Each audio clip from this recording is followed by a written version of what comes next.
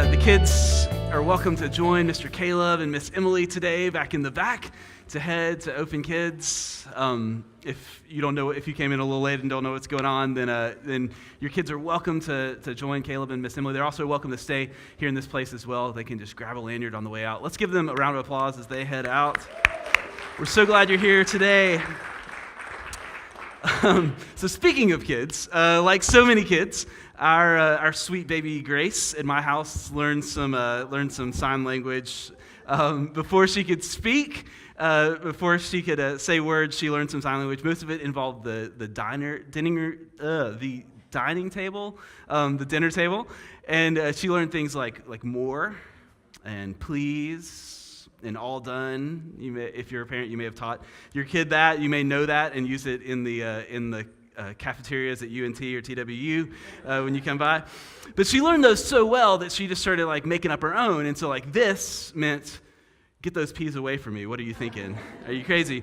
And then for I tried to tell you I was done, she used the sign language of picking up her plate and just ultimate frisbeeing it across the room, which really communicates very well when you think about it. So Lindsay and I, in the midst of her finishing, are trying to keep her from just flipping the whole table over and throwing the thing over. But she's 1 year old, and so you expect that kind of thing for a 1-year-old. But it makes it surprising when you encounter Jesus doing the very same thing. And you may have run across this story. It's a familiar story that involves Jesus flipping the tables in the temple. And I think we need to think about teaching our kids what would Jesus do is the way to go through life, or else you're going to find them flipping some tables over along the way. So what is up with this story?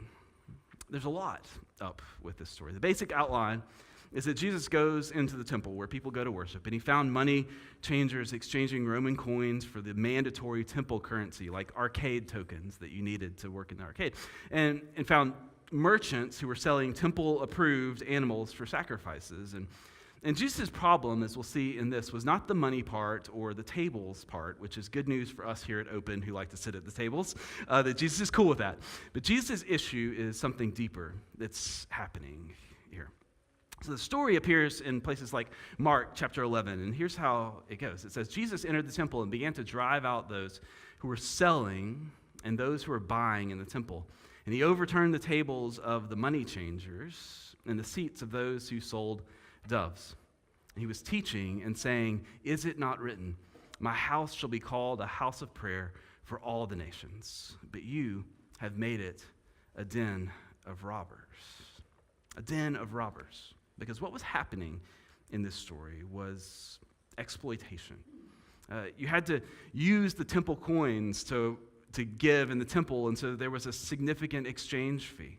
You had to get your animal approved by the priest, and if it failed, you had to buy one on site, and markup, some scholars say, was about 8,000% of the value of the animal. It was exploitation that often fell hardest on the poorest. Those were the ones that brought doves and pigeons into the temple, the poorest classes. And the den of robbers that Jesus saw were exploiting the poor, and it moved Jesus to action. It moved Jesus to act for justice. But that wasn't all that was happening here. And so John's gospel story of this makes it clear that these dealers and animal keepers had set up shop in the outer courts of the temple, called the court of the Gentile, or the court of the nations. It was the only place where people from a foreign nation or from other races or ethnicities or other religions could come in Jerusalem and pray to God. It was the court of the nations. And it was there that the money changers and the marketplace, the fragrant animal pens, had been set up by those in charge, right in the middle of the one place where those who were on the outside were allowed to come and pray. It was a travesty. It was injustice. And it broke Jesus' heart. You can hear the pathos in his words. "Is it not written, my house shall be called a house of prayer for all the nations? But you have made it a den of robbers." And so he was moved by something that was just not right. And Jesus set about pulling down this unjust system and reminding us of the heart of it all, of the heart of God. reminding those in the temple that God is the one who declares God's self to be defender of the weak, protector of the vulnerable, the God who executes justice for the fatherless and the widow and loves the foreigner, and giving him food and clothing. And so therefore we're called to love the foreigner because we're all foreigners somewhere as well. And then God's house, and the places where God's Spirit is to be a house of prayer for all nations, for all people.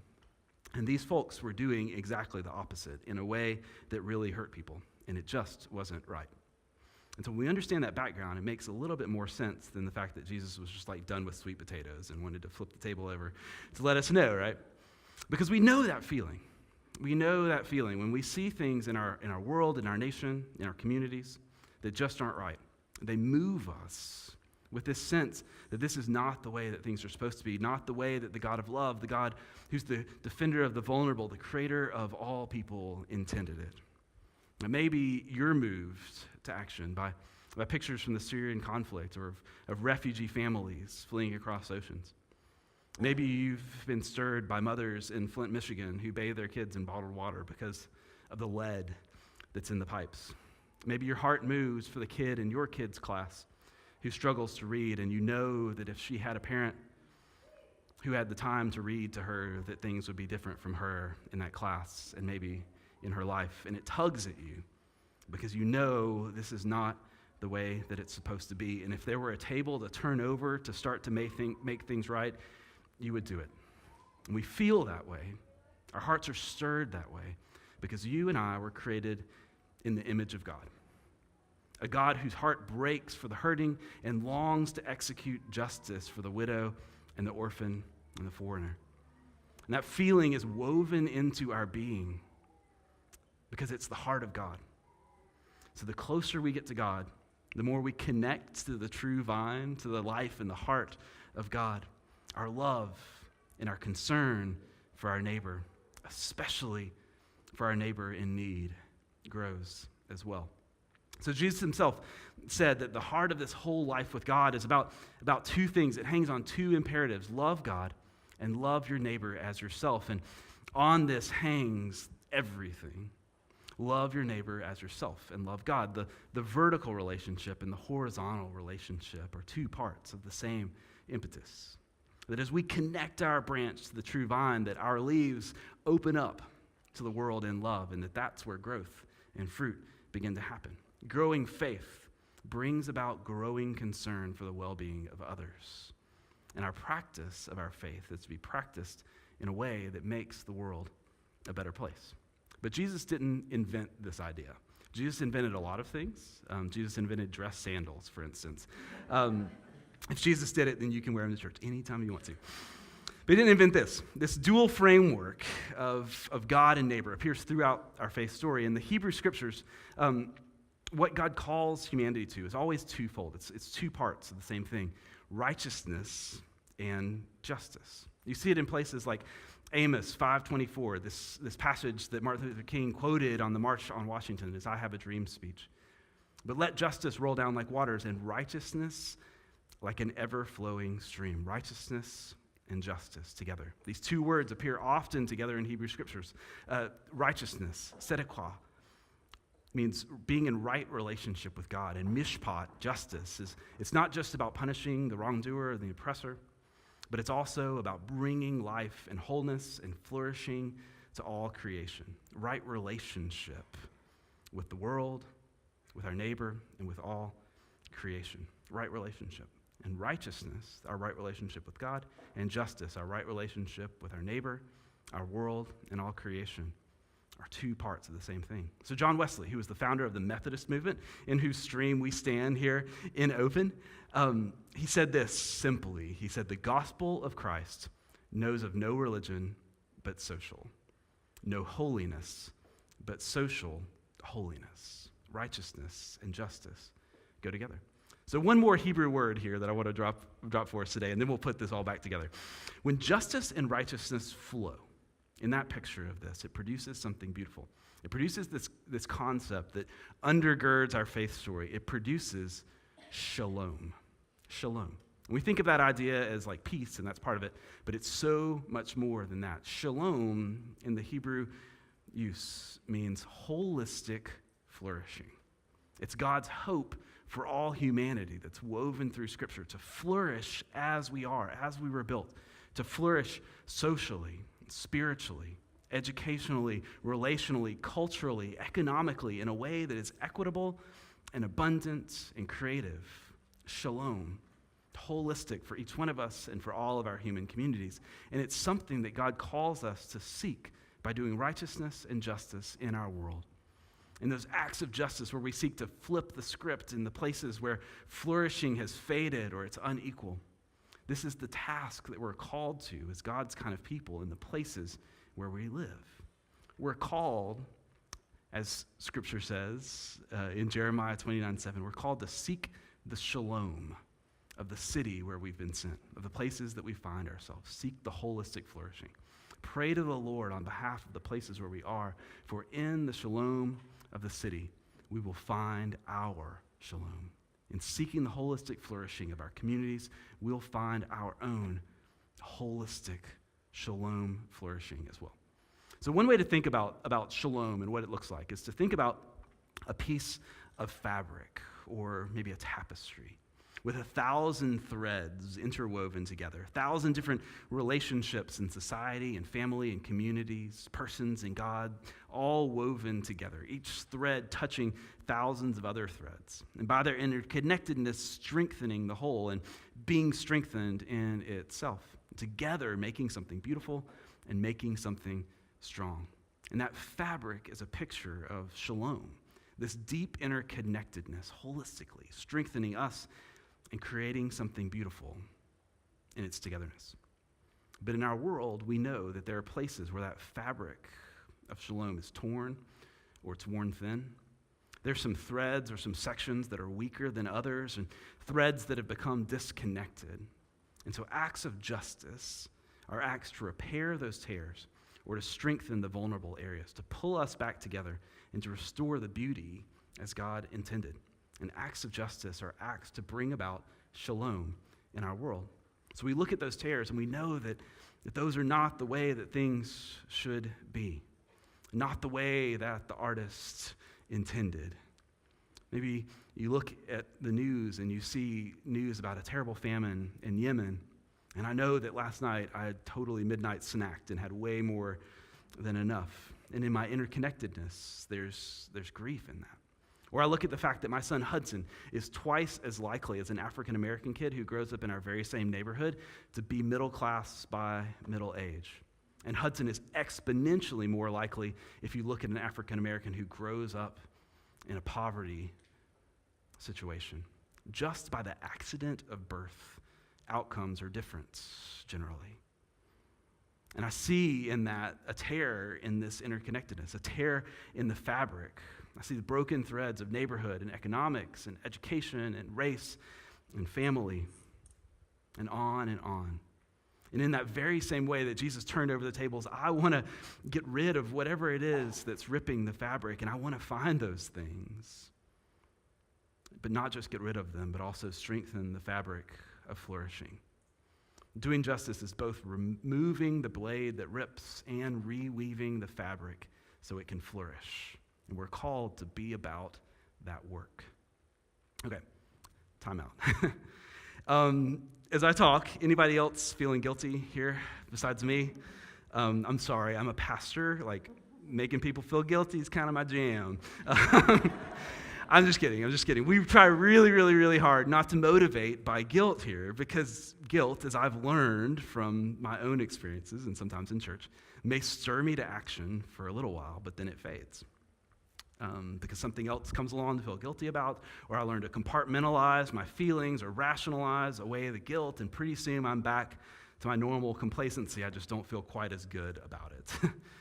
So we try really hard in Open not to motivate in that way, because that's not how Jesus did it. Jesus called us to a bigger vision.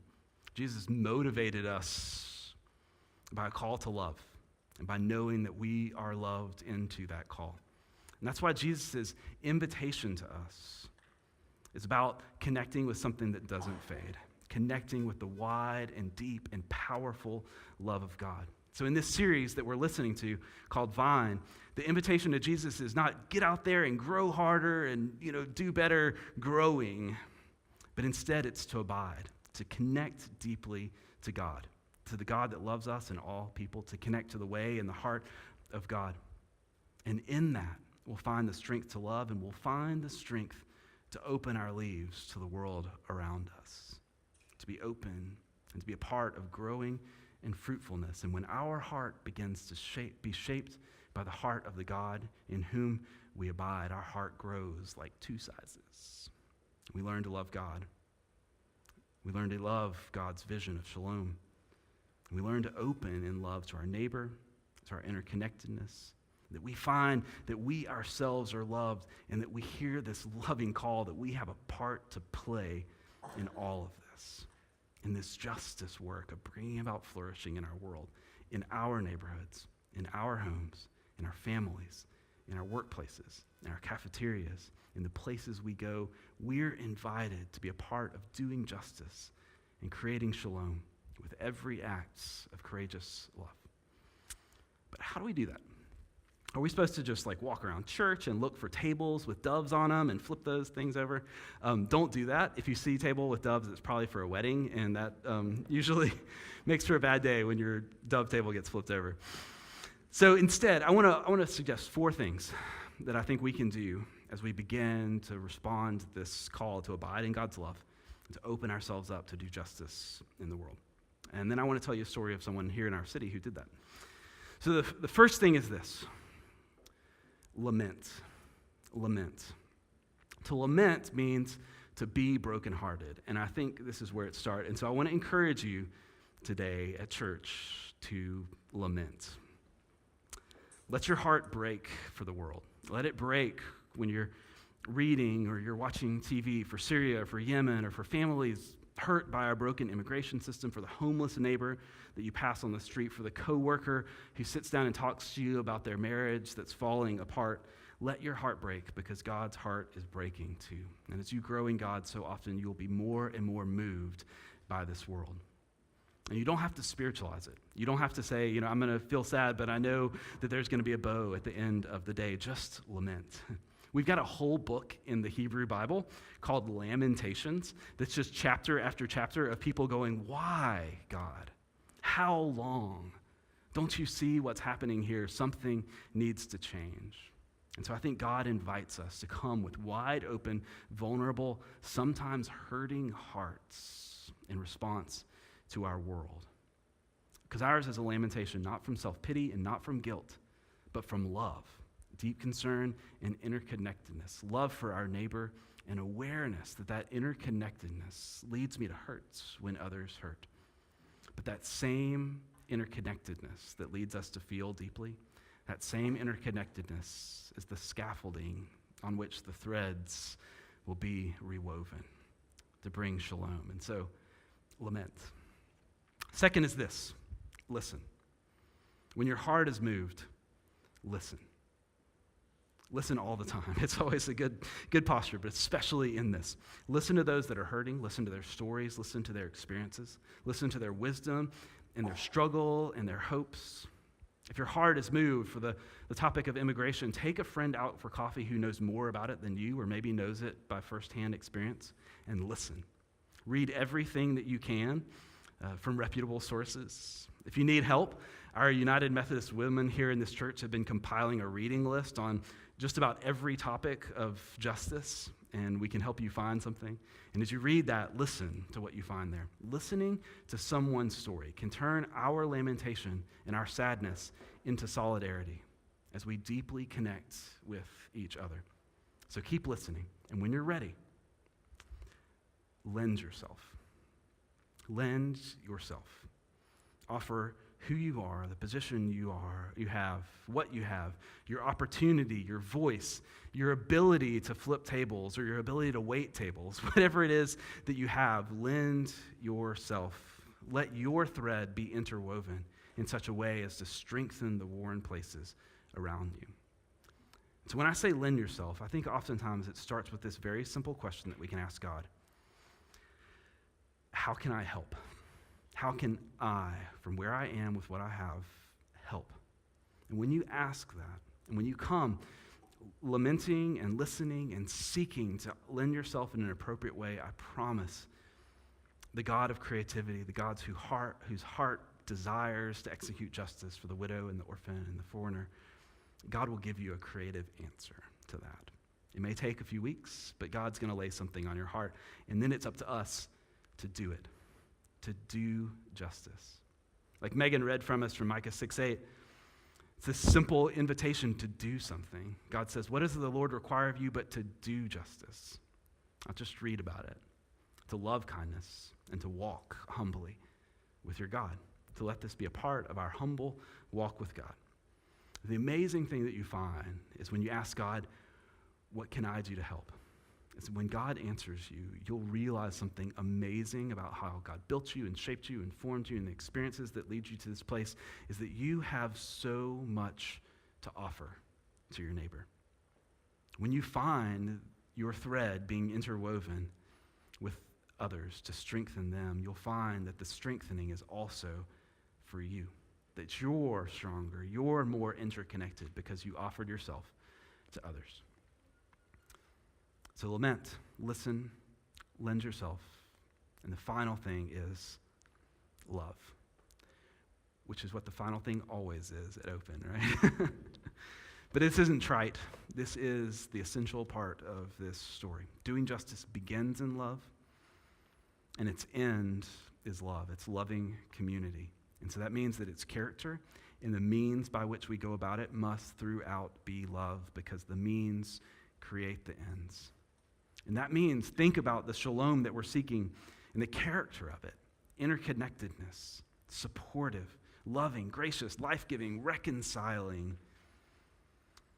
And do acts of justice with a heart that beats in that very same character.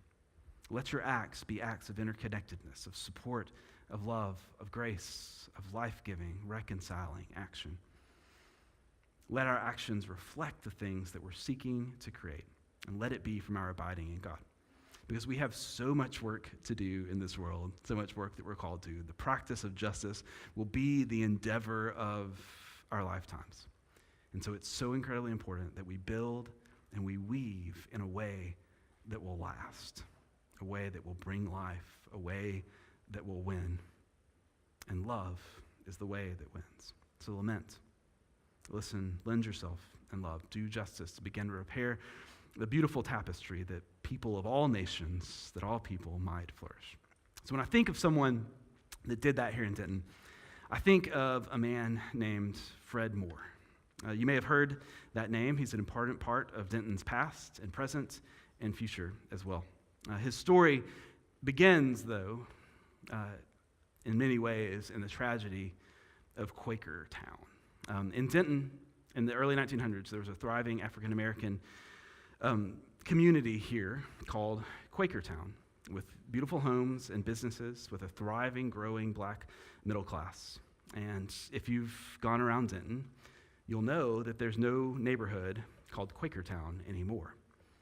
There's a park called Quakertown, because this city, back in the early 1900s, felt that this neighborhood of Quakertown, which stood between TWU University, the old campus, and the downtown, the fact that the girls of TWU, female students, had to walk past this neighborhood to get to the downtown businesses was unsafe.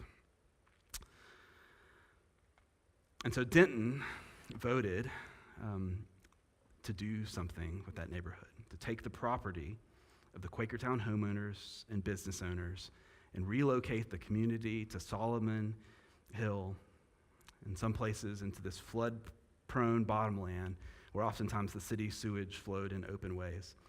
In the process, out of fear, out of prejudice, out of racism, destroyed the community, left a tear in the fabric of our city, left a tear in our geography that in many ways remains to this day. But in the same years that that deep tear was happening in our history, there were many people, but one that we're talking about today, who stepped into that breach. And this was a young man at the time named Frederick Douglass Moore, who was raised by a single mom. His mom was a child of slaves who'd never been to school herself. And later, the father that married his mom, his stepfather, was the first janitor of UNT. His parents loved Fred and poured into him dignity and worth. They helped him take his branch and plant it securely in the true vine of the God of love and the God of life. He was a bright kid who excelled in many, many, many things. He built a business here, a barber shop that catered to white men in town. And with that, he put himself through school at Prairie View first, and then Columbia University in New York for his master's work. But his life was headed up. Fred made a choice. He passed up opportunity for himself in order to lend himself, to come back to Denton and lend himself to this city and let his life be interwoven, especially in this place where the fabric was torn. He heard the lament of his community, he listened to their needs, and he lent himself. He was invited to become principal at the new school for African American students in 1915, and he served as its principal for 40 years, his whole adult life given in service, in mentoring countless young men and young women right here in this city, made their education second to none, and he gave them, when Quakertown had been taken away, a chance to be homeowners again, to be business owners again, to flourish in themselves by understanding their dignity, their sacred worth, and having the tools of education and civic responsibility to get there.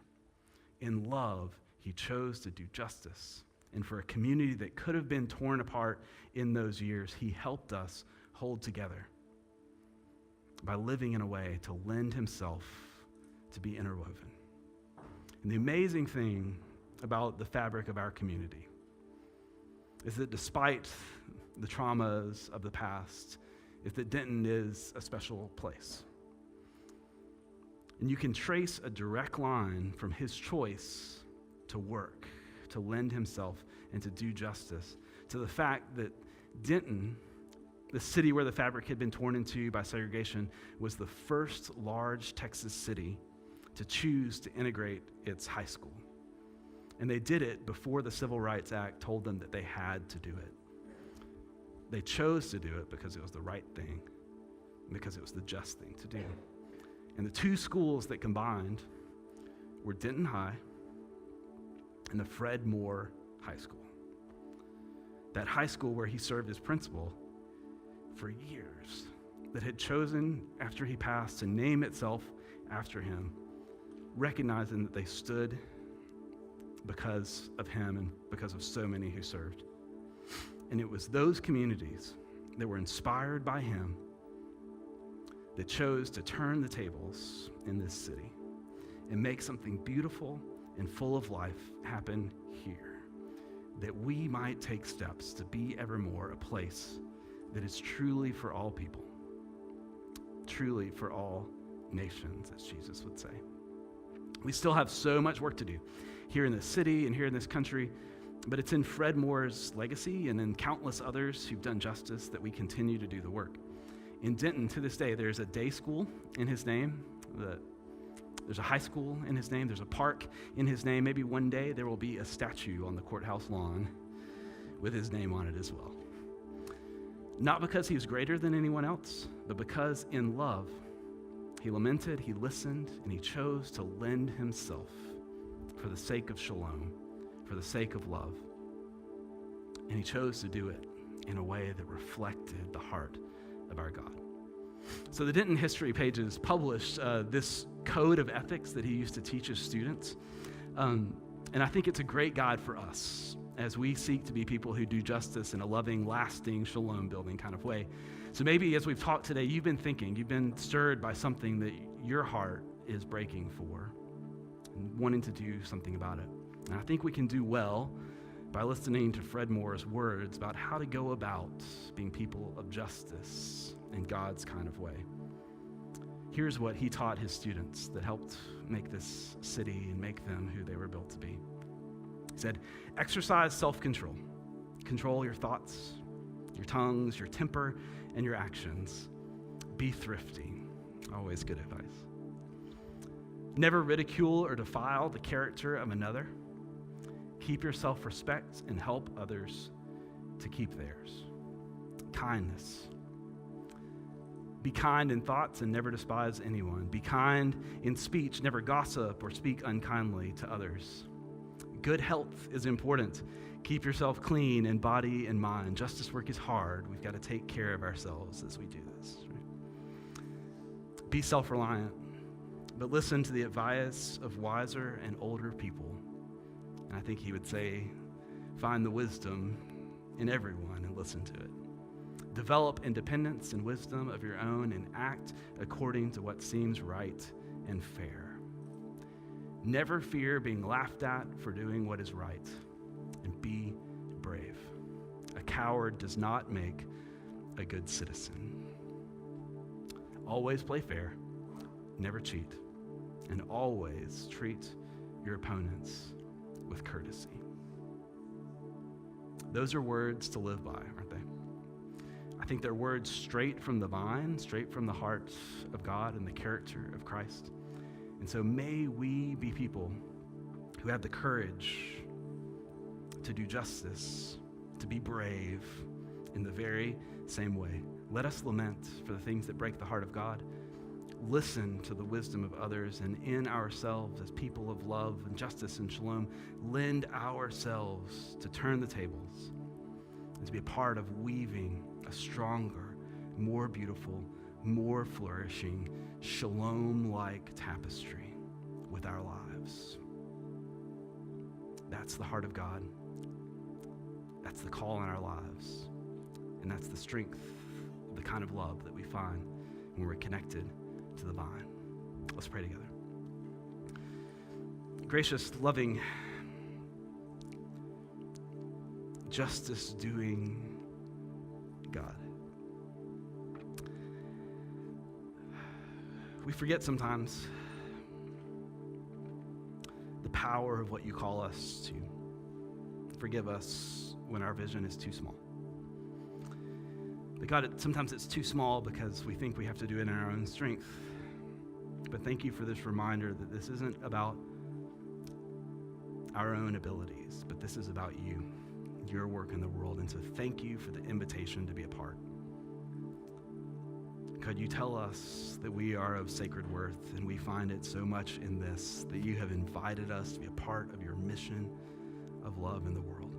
And so this week, as we go to our schools, our homes, our workplaces, our neighborhoods, God, let our hearts break for the things that break your heart. Let us lament. Also give us the opportunity to listen, to learn, to our neighbors. Give us a chance to lend ourselves.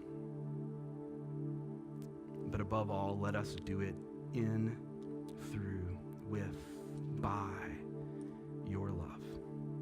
The love that is greater than anything, that casts out fear, that rolls away stones. Your love that wins. We pray all of this